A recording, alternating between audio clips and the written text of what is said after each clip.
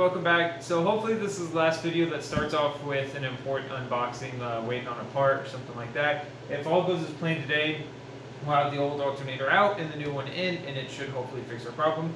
Before we jump into unboxing the new alternator, I'm not going to throw this one off the table like I did last week because the part's actually still in there. The tool of the week this week are these Craftsman bolt extractors that I got. I'll give you guys a close-up real quick. So this is what they kind of look like. Make sure you guys get a close look. They got those kind of swirls in there and some teeth. They bite into rounded bolts and they're a lifesaver. So multiple times I've started to round off a bolt and I've just gone and grabbed one of these and it pulls it right out. There are different brands for these, different size kits and stuff like that, but these have saved my life multiple times. It actually landed, I'm impressed. Anyways, today we're going to use a blade for my saw because I was too lazy to go back inside and grab my box cutting knife. So we have a DeWalt blade. Now, sadly, I did have to be one of those guys who buys a chrome alternator. Didn't really want to be one of those guys because I've never seen a need for a chrome alternator, but the bigger alternators typically only come in chrome. They had some non-chrome ones, but they were more expensive, and this one was only $100. This did have like 4.5 out of 5 stars on Amazon. And holy cow, is that shiny. I will have a link to this down below if you guys decide you need it. Let's see, I don't need instructions. Just looking for information. Boy, this is some thin paper. Alright, attached 10 gauge hot wire. Alright, so this is a 1-wire alternator other than the 2 prongs that go into it. And hopefully my V-belt that I have on there fits. And holy cow, guys, that is shiny as can be. Now, I did see a few reviews where some people talked about it didn't last very long, but then I saw a few people where they talked about how it lasted them 3 years, I think, and then he still wasn't having issues. So we're just going to see. Before we jump into putting this in, I'm going to show you guys how I tested this one and how I believe it to be an accurate test. But yeah, so we'll go ahead and jump into that. Lucky enough that the car went ahead and started out for me. It didn't have to jump start it or anything. It's pretty loud, but what you're going to do is you're going to place your multimeter on the same setting. I'm going to just show you guys with the arrow pointing to it. It's 20 volts right there. And what you're going to do, you're going to put the black one on the ground, and you're going to put this red one on the wire that's going into the back of the alternator. And you're going to see with that should, theoretically, I believe it should be about 14.5 volts or somewhere in there. So that's putting out more over like 15 or 16 or below 14 volts, like 11 or maybe right at 12. You want to consider replacing your alternator because your voltage regulator is most likely shot, from my understanding. So yeah, so we're going to put this on the ground.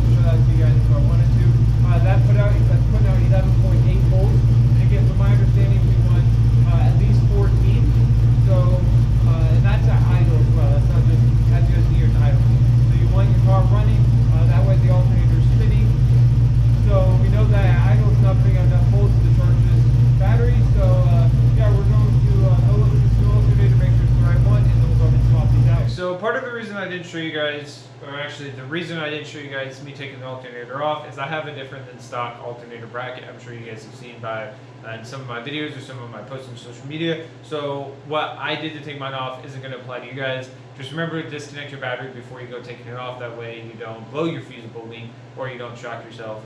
I've done both. So we got the new alternator here, and I actually kind of really like it. So this is the old one. It came from AutoZone. This was like 50 bucks and had lifetime warranty on it. But again, it only put out the 63 volts, or 63 amps, sorry. So I really do like the way that one looked, and I don't want to have a chrome alternator because I don't have chrome anything else. But again, this was the cheapest option. It does seem to be spinning. It does seem like it spins a little bit harder than the old one. but maybe it just needs to be broken in. We'll see. Everything looks to be pretty darn close to the same, so I'm going to figure out how to transfer the brackets over, if I can remember how to put them down here, and then I'll start it up and I'll show you guys if it's fixed the problem or not. All right, so alternator's in there. I'll show you guys what it looks like in a second, but we're gonna go ahead and crank this thing up. All right, right off the bat, we're fixed. Kind of hard to see because it's dark, but we're sitting at 14 volts. Actually 14.5 volts. So we are golden. That is awesome. Perfect. So yeah, I'm excited the car's fixed. I'm not for sure what's next. So actually, let me go ahead and show you guys the alternator real quick. All right, so I haven't wiped it down. It's got fingerprints and stuff on it, but here we go. So it looks really cool. It actually pops the engine bay a lot more than I thought it was going to. So I'm actually not super upset about it. I'll have the link to it down below. This is made by ProForm. It was like 94 bucks. Yeah, so this is awesome. All right, pit crew, I'm gonna end this video here, and I know I just keep teasing it, and you know, I'm kind of enjoying that. It's keeping you guys coming back, but also this is gonna be the last video of me working on the Nova in the garage. The next video, which I've already filmed and got it ready, is going to be me driving the Nova. So you guys are gonna get to see that this week. There will be 2 videos this week, possibly 3, if not another early next week. So I am getting ahead of the game finally. The car is running as you guys saw. Everything is fixed other than a few minor details here or there. So nothing big whatsoever, but I do have tons of content planned and coming for you guys, I promise. My dedication these last few weeks has really been showing, so I hope you guys can trust me. And I know that this is best for the channel. I just want to end the working on the Nova now. Other than a few minor things here or there, this was the final actual repair it needed before it was able to be on the streets. So we're gonna go ahead and end it with this video, and then the next video, you guys will get to see me take it out on the road. So I will catch you guys later. Thanks for watching. Stay safe out there, pit crew.